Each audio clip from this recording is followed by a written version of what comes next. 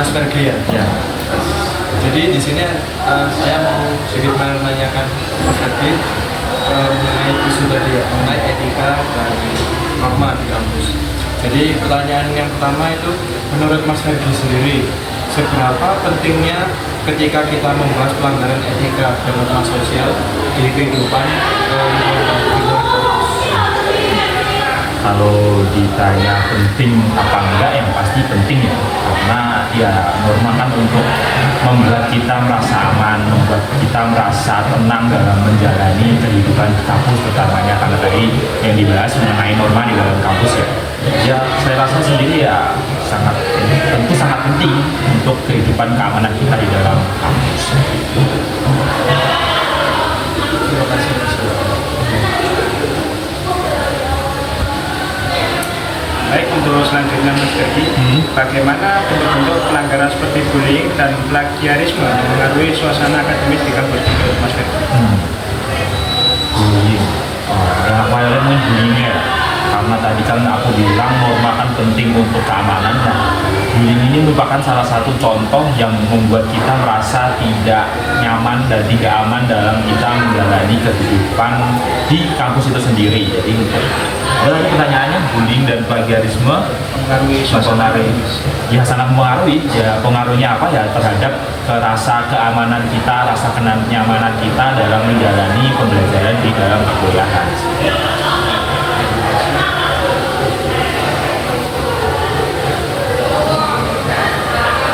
Oke. Jadi pertanyaan ketiga Mas Fergi. Menurut Mas Fergi, faktor apa sih kira-kira yang sekiranya paling berkontribusi untuk mendorong mahasiswa-mahasiswa itu untuk melakukan pelanggaran etika di kita di kampus? Apakah ada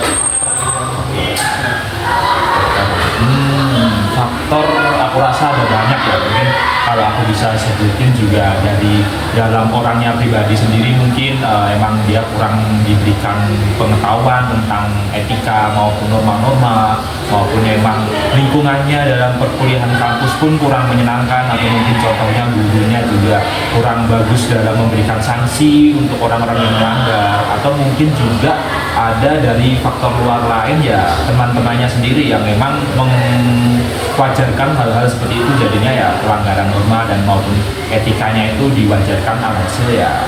Mungkin itulah salah satu faktornya ya, dan beberapa mungkin bisa disebut semua, mungkin ya itu.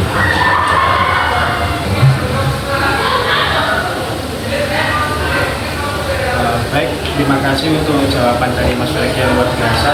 Terima kasih telah menyempatkan waktunya untuk ikut serta dalam wawancara kami. Wassalamualaikum warahmatullahi wabarakatuh.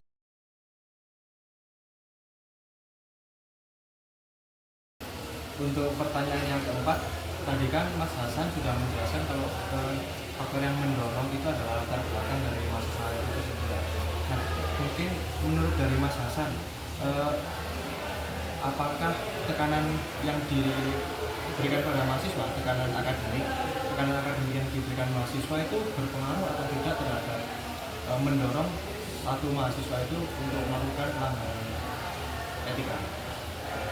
Terkait tekanan akademis, saya rasa sangat mempengaruhi. Mungkin saya di sini ambil tekanan akademis itu seperti tekanan nilai untuk mendapat nilai tinggi maupun dituntut untuk berprestasi.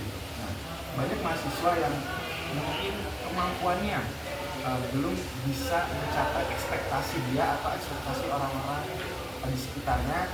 Kemudian karena tuntutan akademik juga tuntutan dari sosialnya, dia akan menghalalkan segala cara untuk mencapai apa yang dia mau. Misalkan akhirnya terjadi pelanggaran norma dan etika seperti saja mencontek, kemudian tadi plagiarisme, dan juga bisa bullying.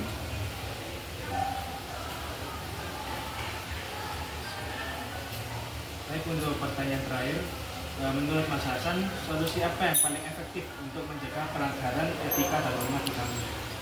Ya, solusi yang menurut saya paling efektif untuk mahasiswa ini agar bisa beretika yang baik dan mematuhi norma adalah, saya rasa dari dari pengajar, karena mahasiswa ini saya ibaratkan sama seperti tingkat sekolah gitu.